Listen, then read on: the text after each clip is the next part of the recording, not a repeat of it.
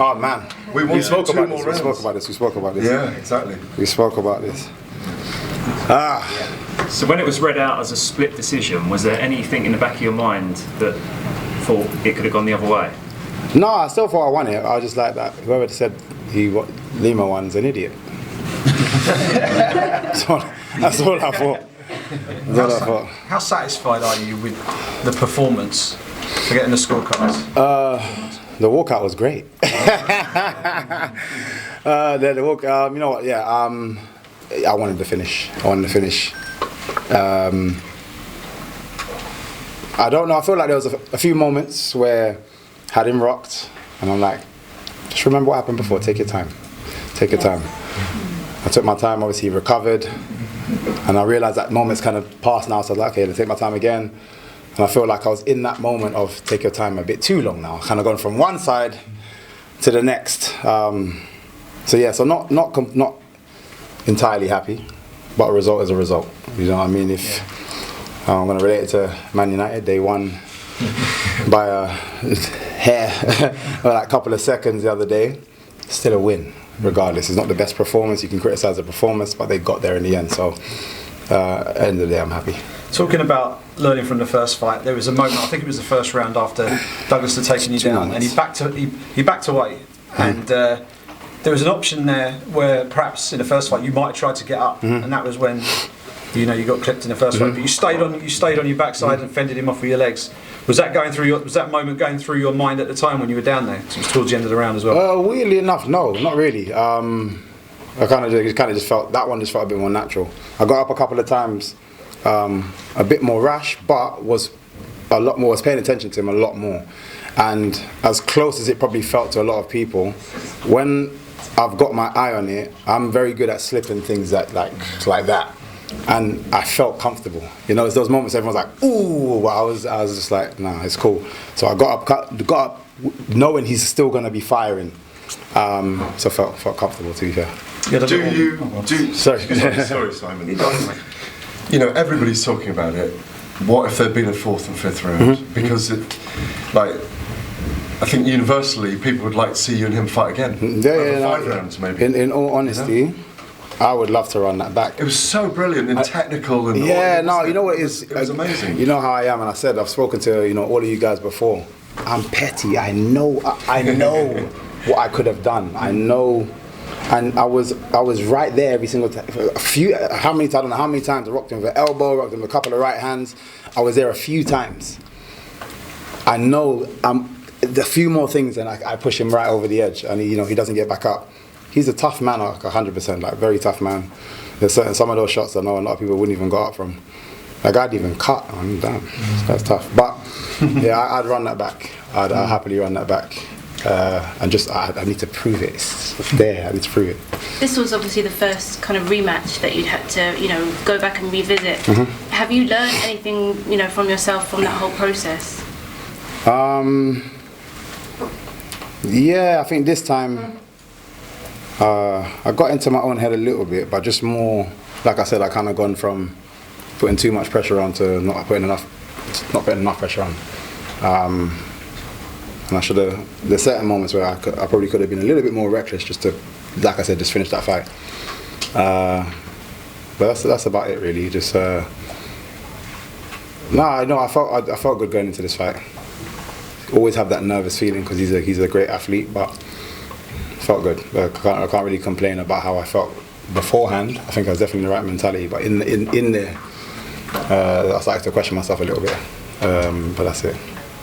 You had a little exchange with Douglas after the fight had finished. It looked all very cordial and respectful. What was said between the pair of you after that fight? I said I hate him. You're a piece of shit. I wanted to kill you. Nah.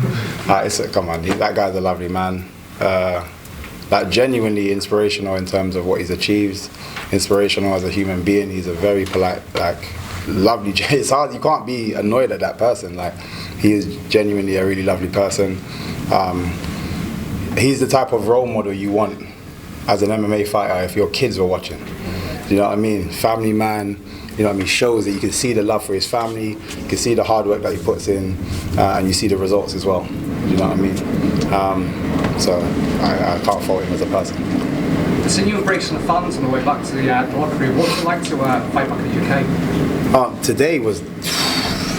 Today was something else, man. Literally, when I got into the cage and I saw Alexis, my coach, like, calm down, calm down, because I was just pumped, man. Seriously, and he's just like, just don't burn it all now. We haven't even thrown a punch or a kick yet. So, oh man, electric in there, absolutely electric. How do you keep calm? You know, obviously that walkout was so insane, and I'm sure that's the loudest I think I've ever heard the crowd in there for you. Yeah. But how do you keep your composure and keep calm when you have Skepta coming out, walking out with you, and the crowd going, you know, so insane? You see your coach saying, calm down. There's not that. I'm scared of that guy. Whatever he says, I do. So the second he said, calm down, I was like, chill. Does that help you? Does that energy help you channel your energy into the fight? To be fair, I think it just gives me energy to just keep going. Like, I didn't feel tired in that fight at all, which is great. You know, 100% it's just the work that I put in beforehand. But also that sometimes, you know, he gave me a good kick on one of my legs, man, when I was on the floor. And he hit me. I was like, damn, man, how do you kick so damn hard? It's ridiculous. Everyone knows that film, Kickboxer, Tom Poe. I could just imagine walking past the change room, you just kicking the walls down. You know? That kick is dirty, man, I'm telling you. But yeah, all I can say is I'm just happy to be here, smiling and just happy for the win. And going in, you was ranked number 2, he was ranked number 1. Does the victory guarantee you a title shot next, you feel? Yeah, no, I think the obvious, but in all honesty, if I'm probably gonna push to get this one back again. And as Gareth is saying, let's do 5 rounds. Why not? Do you know what I mean? Let's go longer. Because if by the end of the 3rd round that had happened again, I got 2 more rounds to find you and finish it properly. Do you know what I mean? But if I balance that, if I've gone from one end to the next, hopefully I find that in the middle, and like I said, I finish him. So you'd rather have that over a title shot? Yeah, I've been telling people from the beginning, I feel like no one really listens. I don't care about the title. It's a belt. Who cares, man? Like, how many people that are title holders that are nowhere near as popular as I am? Belt don't mean anything. Like, it does, obviously, but for me it doesn't. I swear to you, that moment there, there's so many belt holders in Bellator that couldn't pull that off. Like I say that with confidence. There is a lot of people that cannot pull what I did off today. And I feel like people are drawn to me because of my enjoyment for the sport, not because I'm chasing anything. Do you know what I mean? And like I say, it's more about me and my journey. I want to prove things to myself. I didn't get to prove that today. I won, but I didn't get to prove what I wanted to prove, which is just make his eyes roll to the back of his head and just not get back up. And I know I can do it. So I prefer to run it back.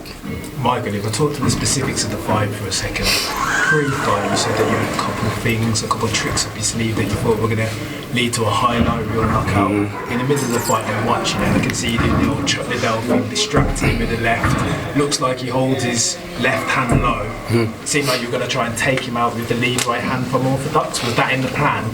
That's always in the plan. It's obviously a shot, you know, down the middle, and that sniper shot that I catch a lot. But that wasn't going to be the one that was going to make it viral. Definitely wasn't. But seeing as we may go again, I can't actually reveal that. It's one of the most satisfying things about tonight that you can tell me if I'm wrong, but you were actually just comfortable in there for 15 minutes, even though you were in some discomfortable positions. Yeah, no. To be fair, like, again, he's a world class athlete. You know what I mean? And it didn't feel like much to me. Not, it felt but like he tests you. He tests me and challenged me in terms of like the technical aspect. Yeah. But that's the best. You know what I mean? It's been the best for a while, and I'm up there. You know, I'm up there, and a lot of people, you know, always like to second guess my style and, you know, how good I actually am. But even someone like him, I kind of nullified him. And again, once again, I've made someone that is known for knocking people out decide to be like, no, forget this, man. Like, let's just go on the floor. And even still couldn't do much, but he still was happier there than having me bounce around in front of him. So I feel like I've proved my talent in terms of my striking ability. It was in my game plan to just be boring on the floor because I was hoping we'd get stood up. So I can again just go back for my. I can go for the jiu-jitsu thing, but it's just it was just an unnecessary risk when we always go with game plan, make it boring, hope for the ref to, especially in this kind of crowd. I was hoping he's pressured into being like, stand Second up. time. Yeah, you know what I mean? I was hoping he's just gonna, the crowd's gonna be on him and he was just gonna be like, but he's a great referee, obviously, so he's not going to be pushed like that. But I was hoping for that so I can get back up and finish it. Michael, you said you wanted to prove that your level's above him. Do you feel that you did that, even though I know you're saying you're frustrated you didn't get the stoppage? Yeah, no.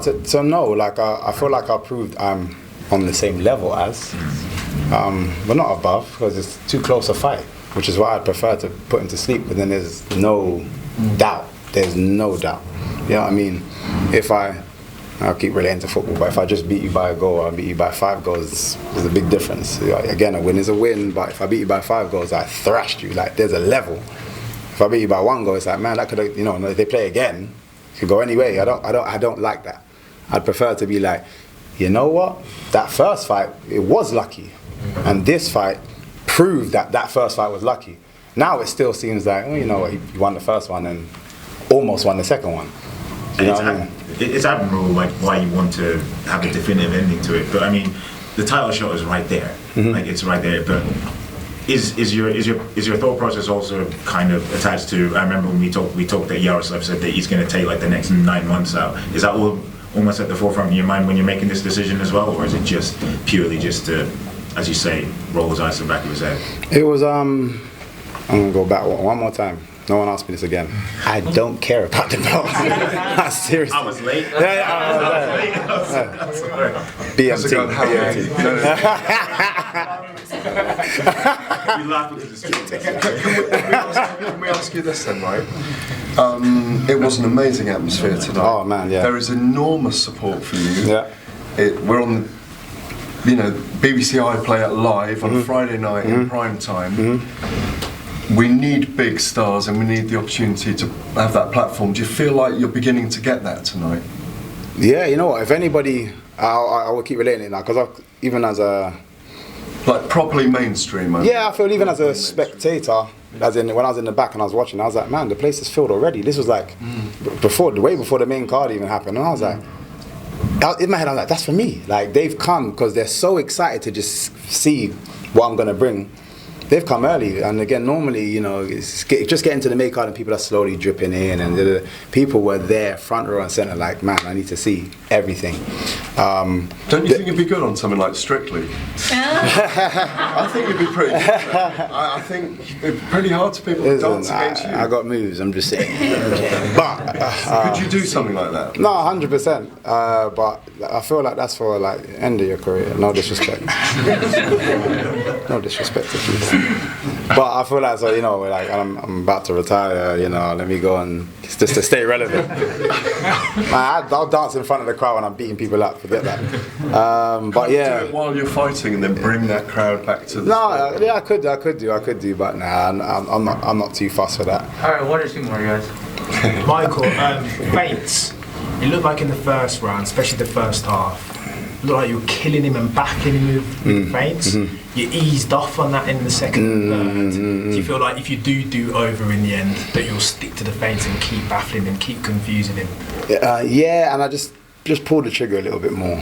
Pulled the trigger a little more. The feints were working, but I tell my students this as well. After a while, you stop believing.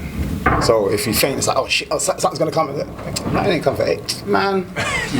And that's what started to happen. He just like, whatever, and just put his front foot, and then it changes my distance in. So if I go too early, and I can see what he was trying to go for, exactly the same thing. If I read it at the wrong time, he would have tried to sweep my leg out, and so on and so forth. And again, the only time he really found a big kick this time was when I was on the floors. Obviously, I'm stationary. Outside of that, how many times did he miss this time? So again, I'm reading that, like, I know I got that on lock in terms of when I'm standing on my feet, he ain't giving me that kick anymore. But as you say, the feints were there, but then I need to land something to make him go, okay. So the next time I start feinting, he's still worried. And that was my mistake this time. Again, just not really kind of going for it. What's the end goal for you? I know you say you're nowhere near retirement right now, but you have also said that the belt and belts don't matter. So when you do eventually get to that point where you do hang up the gloves, what's going to be the top thing on your achievement list that perhaps you haven't?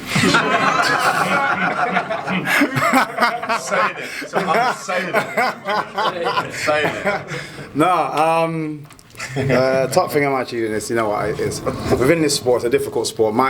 In all honesty, my main goal long term is we need to change what's happening with fighters' pay and so on and so forth. It's a big talk and what's going on right now. There's a couple of things I'm trying to work on in the background. Not going to say too much just yet, but I'd love to be a big part of why the next generation actually gets paid. And then for me personally, I'm looking to go down the movie route. I know I've spoken to people before. I want to get into acting and so on and so forth. I've created a lot of network. I'm actually writing a script with amazing, beautiful lady over there, Sabakia, producer. We're writing a series that should be coming out soon. Well, say soon. We're building on that, working on that. It's going to take a little while, but we're doing a lot. There's a lot that's going on. MMA is my platform to then shift eyes to other things that we're trying to work on. This is why belts is belts. Like everyone else can chase that. I'm chasing something bigger. People are going to forget a lot of champions. You're always going to remember MVP.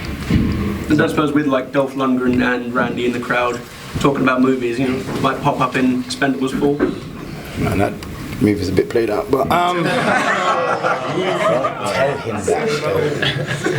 Nah, I do a little cameo, you know, come in, just punch someone in the face, bounce. Everything, it has to be the right movies, it has to be the right thing. Even with here, I'm very tactical about what I do.